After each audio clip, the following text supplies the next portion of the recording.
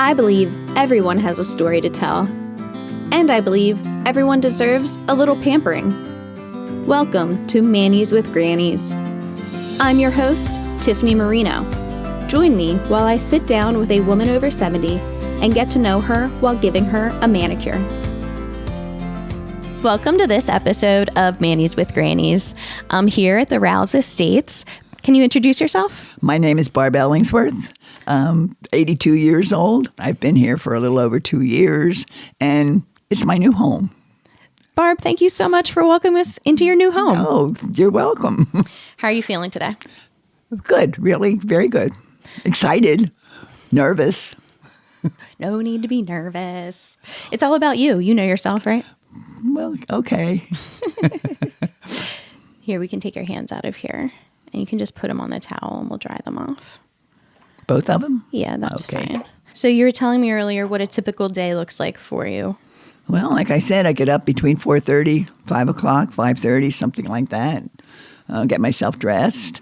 We have breakfast here at 8 o'clock in the morning, and I get my meds about 7:30. Then I go down and have breakfast. I like to play my casino machine on my phone, so I do that first thing in the morning. I'm not losing any money because it's all free.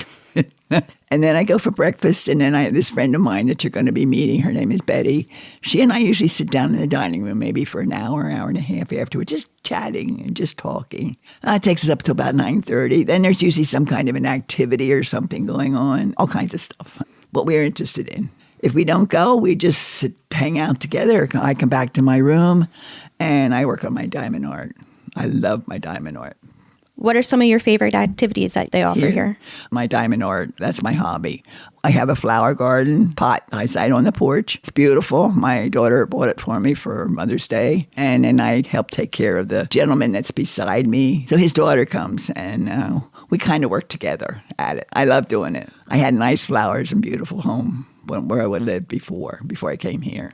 Where was that? Actually, I'm from Reading, Pennsylvania, and then I moved to Florida to try to see if I wanted to live down there. No, I didn't want to live down there. I sold my home in Reading, so I really didn't have any place to live. So I called my daughter one day and said, you know what, hon, your mom has no place to live. I need a home.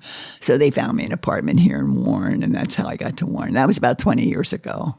Was your daughter living in this area? Oh, she's been here forever. I mean, they've been here for, 40 years maybe. How did she find Warren?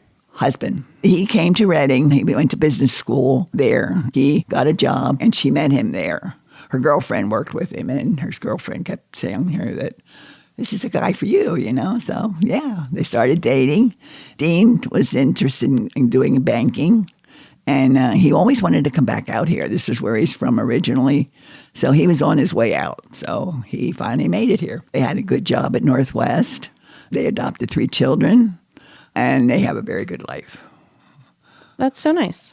When you moved to Warren, did you just move here 2 years ago and move into here? No, I moved here 2.5 years ago. I've lived in Warren approximately 20 years, maybe, total. Okay. They found me an apartment over on Conemungo Avenue. And I lived there, oh my gosh, I don't remember how many years. But then they bought a small cottage beside where they live now. And Dean asked me if I'd like to move in. Pay rent, of course.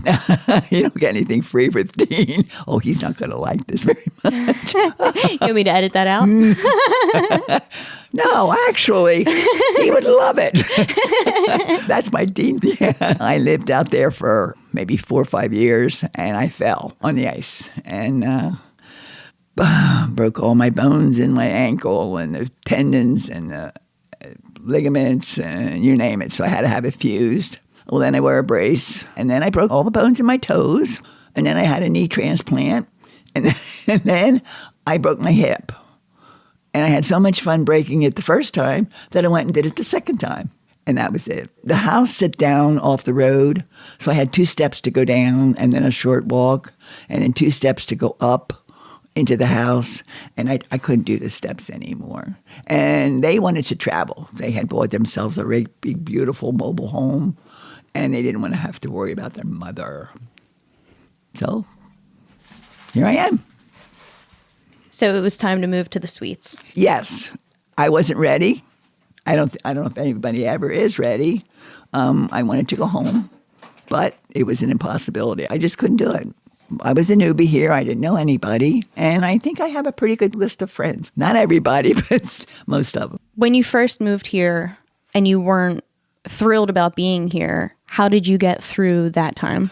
Well, I'd get up in the morning and I'd walk to familiarize myself with the halls in a different ways. And then every time I meet somebody, I tell them, hey, I'm the newbie.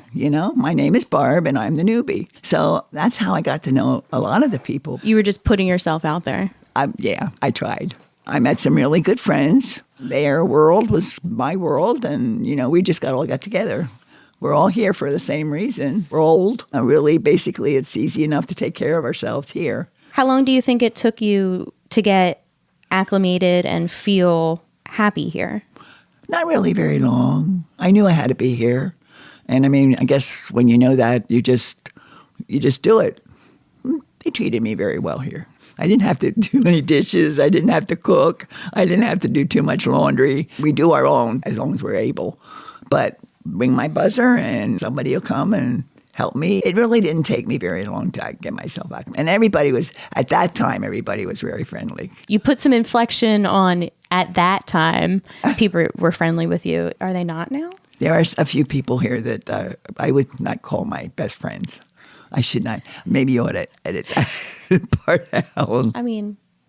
Nobody knows who we're talking about, or will they know who we're talking about? Probably not. I was actually wondering that, it's a pretty small community here. It is.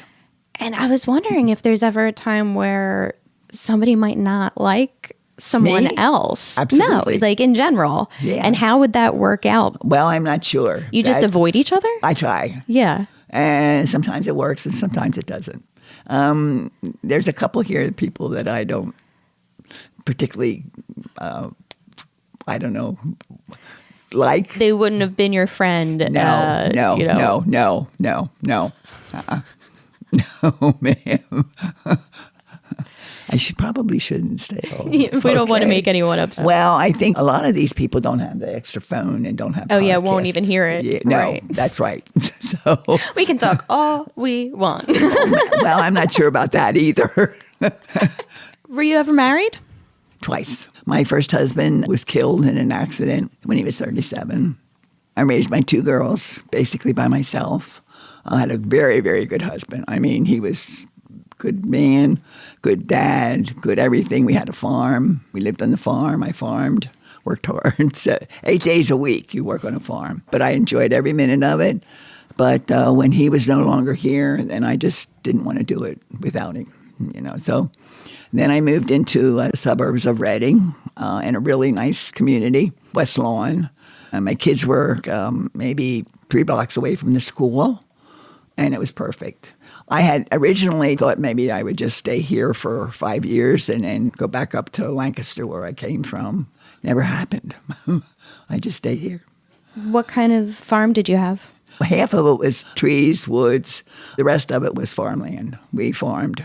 We lent it out to one of our friends. We had steers, so we used some of it to feed the steers. We'd had a huge, huge garden. We sold corn. Went down in the tractor and picked the corn, and it seemed as though everybody knew that when we picked it because there was a line of cars coming up our driveway to get it. The girls helped. His mother and dad lived there also. So we all worked together. It was huge. I canned and froze and cooked and, from March to October, the whole summer. Wow. Did you sew also? I sewed. I made most of my girls' clothes. Mm-hmm. You were essentially homesteading. Well, no, I did have a part-time job. Oh, okay. I was a very busy lady. Yeah, working 8 days a week at the farm and an additional part-time job and raising kids. Yes. And being a wife. Yes. What was the part-time job?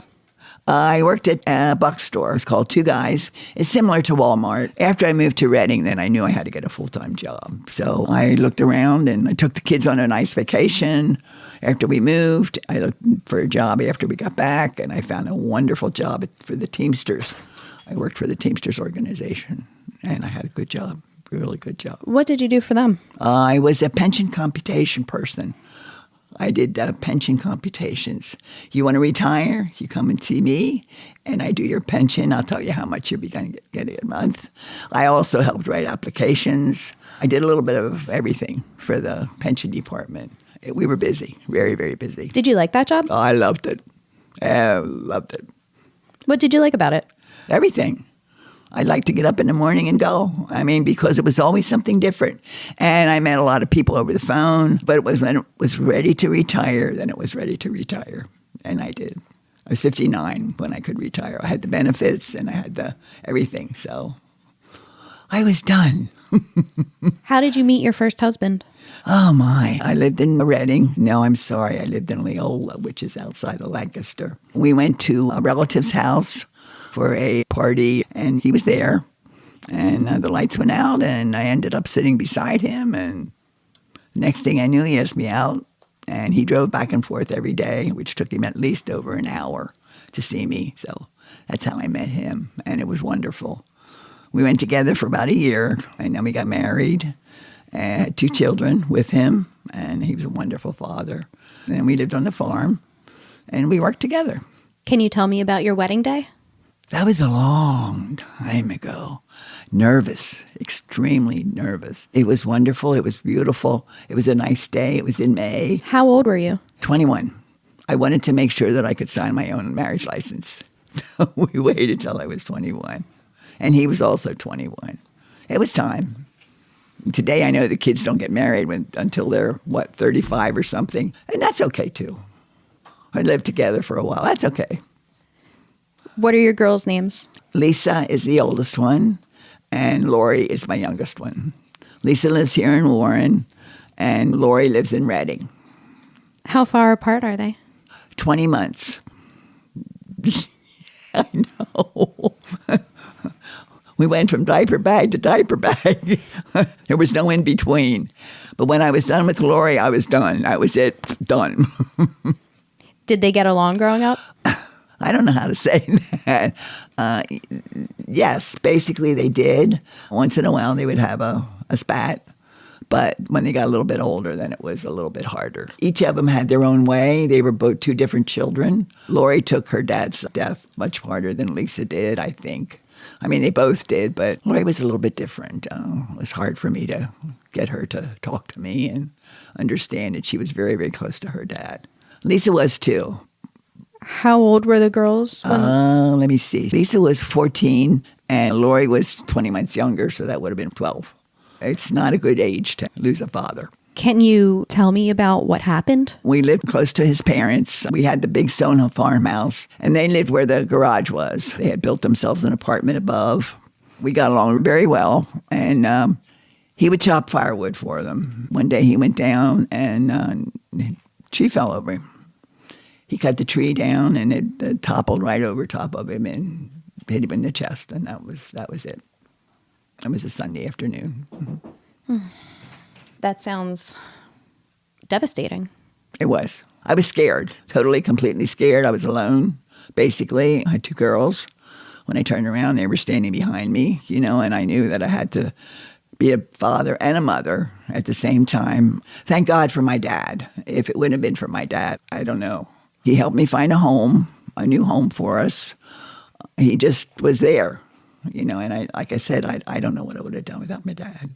I mean, my mother was there too, but we were very, very close to my dad.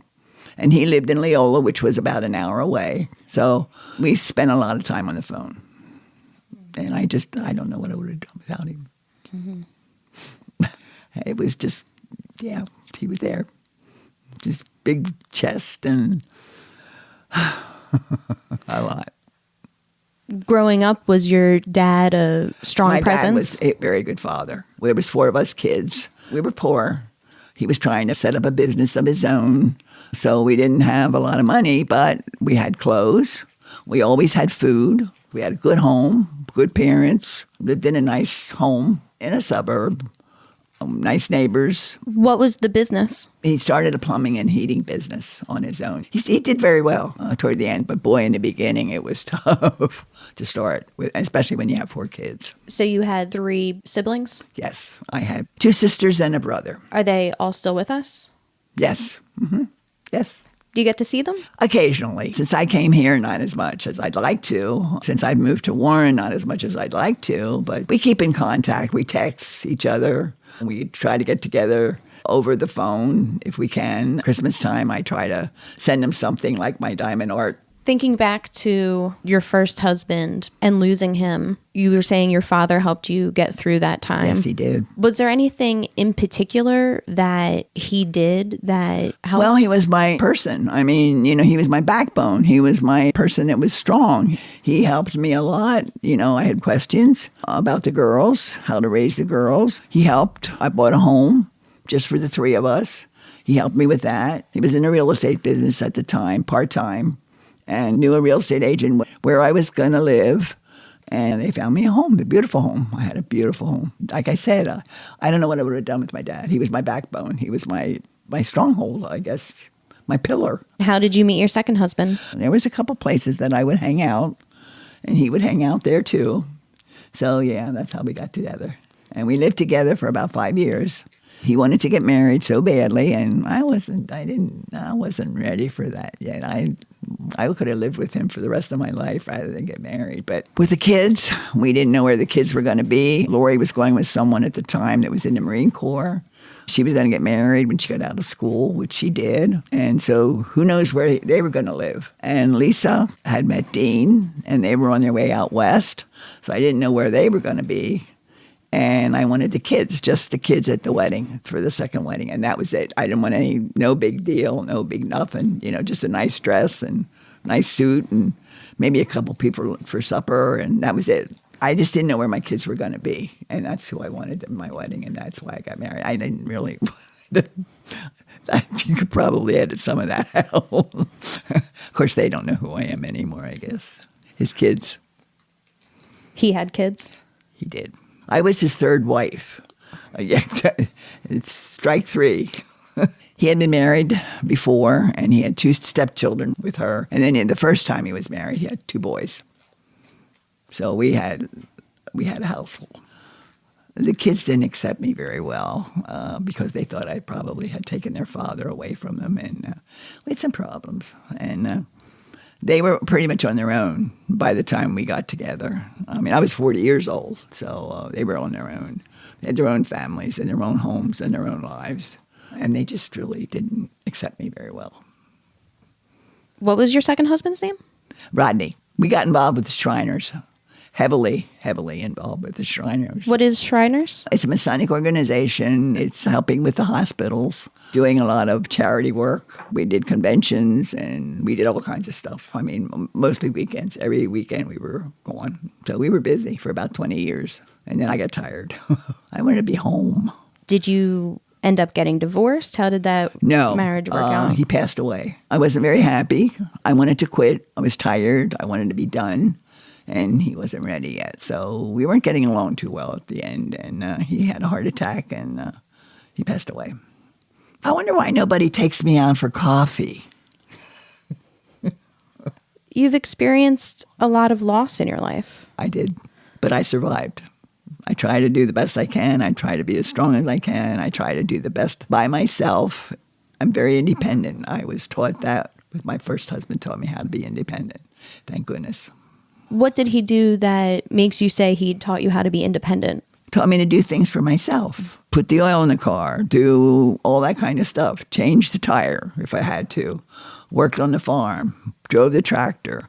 Worked hard, dug trees. We had landscaping and a nursery business, and I raised a lot of hemlocks and a lot of rhododendron, azaleas, and we worked very hard together. But he taught me to do all that myself, and I guess there was a reason for that.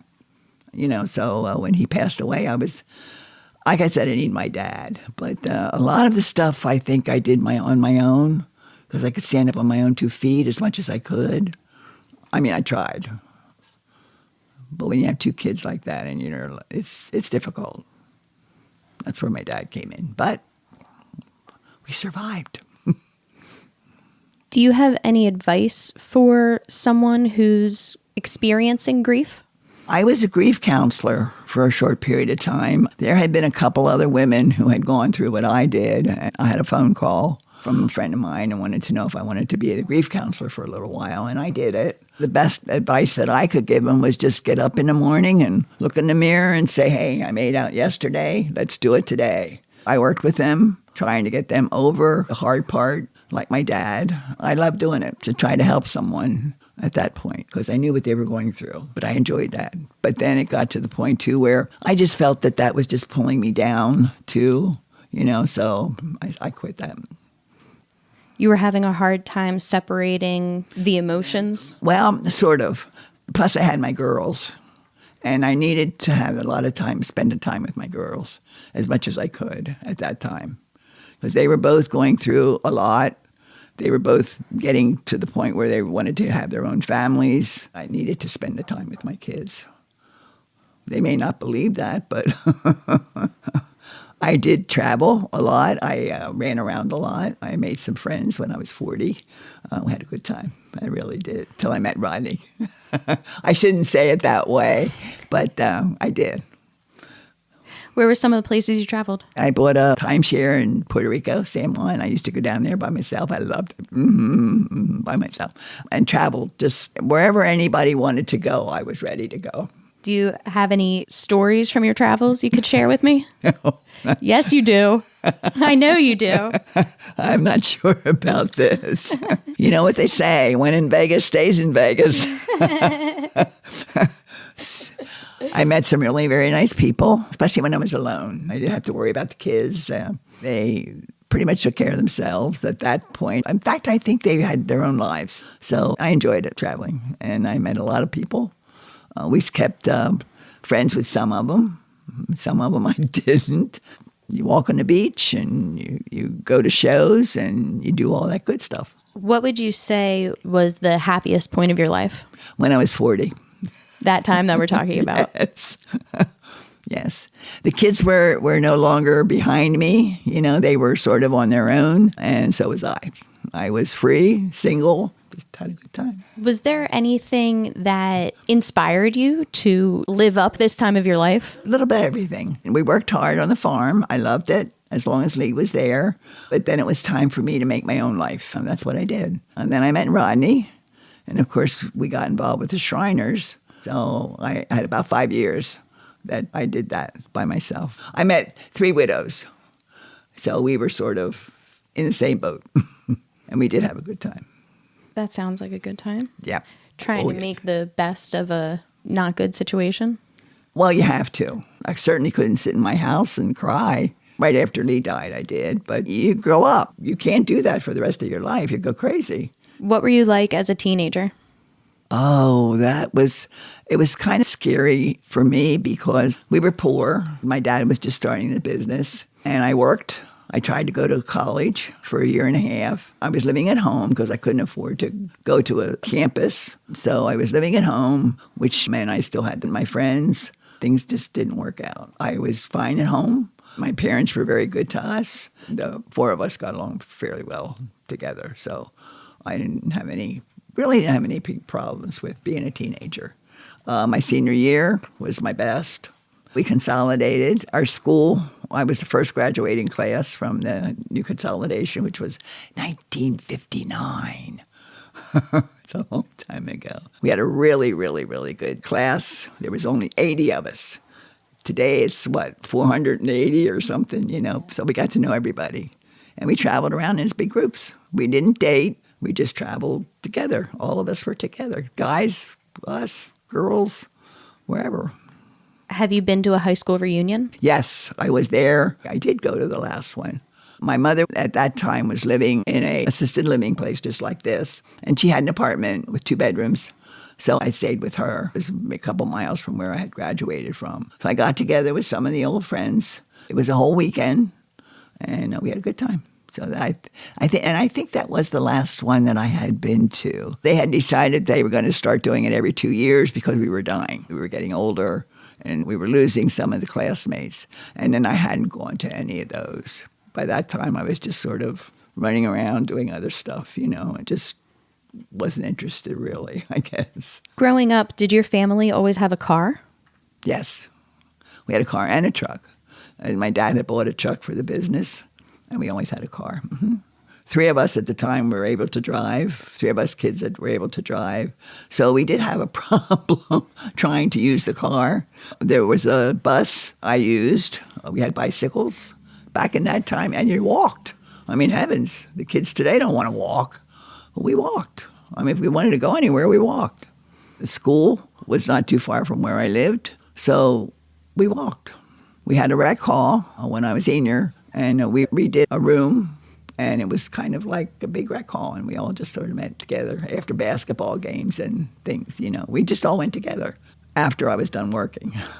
That sounds like a nice community to grow up in. It was. It was very nice. It was a nice, good group.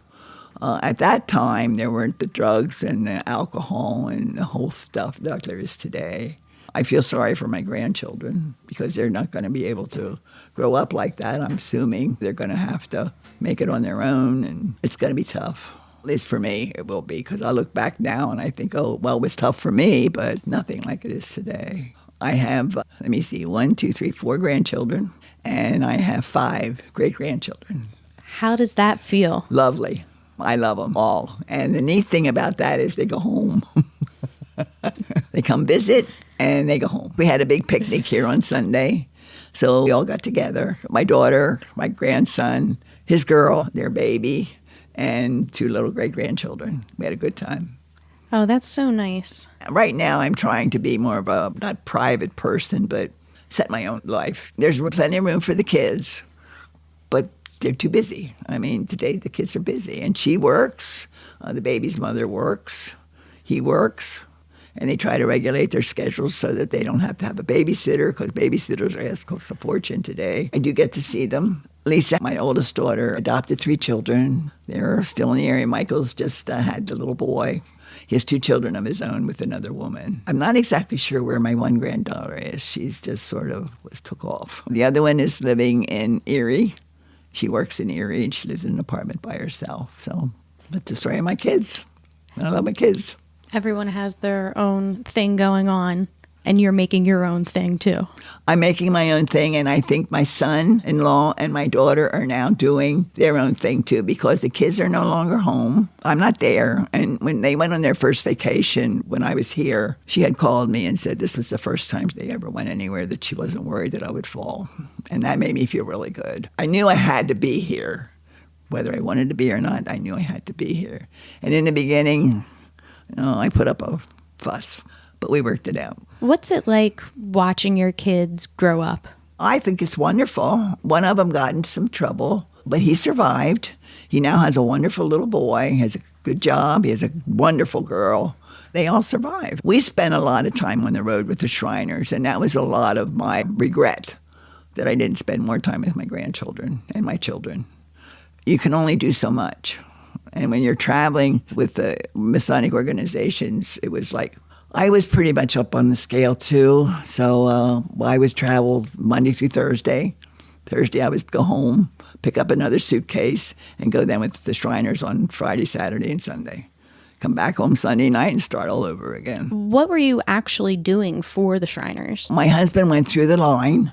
He was in the Legion of Honor. He went through all the way up to the top. It was called the Mid-Atlantic Shrine Association Legion of Honor. And he became the commander of, I guess there was like 6 states. So we had to travel to 6 different states to see their organizations and to see them. And we made a lot of friends, really. I mean, people would have missed us, I think, if we wouldn't have shown. In Eastern Star, I had gotten to know one of the women really very well. She won the election one year to be the worthy Grand Matron, and I was on her board. So I was really very busy with that, too. I was busy. But I liked it at the time. But I got tired of it. I just got tired of the running. I wanted to be home. I was ready to just prop up my feet and settle. Instead of putting on gowns and tuxes and going to all these banquets and all this stuff, it was time for me to be home. And I wanted to be home. I was tired of it. Not tired of it, but I just got tired, period. I was ready to go home. I was ready to be at home. I was ready to not have to worry about being at a particular place at a particular time. That if I wanted to get up in the morning, I could. If I wanted to get dressed in the morning, I didn't have to. That's how I felt. It got to the point where I just did it. Rodney wasn't too happy with me at the time, but you know what? Tough. did my own thing, tough. Let him go. I don't care what he did. We were still married, and I guess we were still getting along. He just wanted to continue. I wasn't ready to keep on going. First of all, it's very, very expensive. We just didn't have the income at the time to really do a lot of that stuff. We did it anyway, so by the time he passed away, we were pretty much in the hole. I mean, really, pretty much in the hole, money-wise, yeah. So it was time for me to quit, time for me to sit back and prop up my feet. I did get a part-time job. I worked for a dentist 10 hours a week. That independent woman in you was coming out. I was the independent woman, yes, that it was still coming out. It always did. Would you like a nail sticker? Sure. A bunch of different ones here. Well, I like flowers. I don't care. You pick. Shamrocks. My birthday's March 17th. Did you have any shamrocks? I don't think I have any shamrocks. Okay. No, I don't. Okay. How about yellow roses? One of my colors was a salmon-colored rose. Oh, I have these. These are like kind of white, light that would roses. be good. Yeah. Is that a rose? Yeah. Sure. What were you saying about roses? I missed that. The salmon-colored roses is my favorite. I'm picturing it right now. That's a really pretty one. Not quite yellow and not quite red, but sort of in between. It was just pretty. I'm 38 years old. I'm almost 40. Do you have any life advice for me? Enjoy. Get up in the morning and enjoy. Don't sit back and let the world go by. Have a good time like I did. You're going to have ups and downs. You're going to have hurdles. But there's always tomorrow. And you look in the mirror and you tell yourself you made it through today, and darn, you're going to make it through tomorrow. And stand up on your own 2 feet. And work well with your husband. That's very important. Do you have any marriage advice? Find the right guy. Make sure that he is the right guy. Make sure that you work together very well. There's bumps, and there's always going to be those bumps. And you have to work those bumps out together. You don't go one way and he goes one way. You work them out together. And never go to bed fighting. Get up the next morning and continue it, but never go to bed. Give him a hug. Give him a kiss at night or do whatever. But don't ever fight when you're at nighttime. We never did. Get up in the morning and start all over again. If you want to continue the fight, good. Go ahead. Do you have children? We don't have kids, but you can give me some parenting advice. Most of our listeners have kids. I'm not sure if I want to do that with my kids. Listen to this.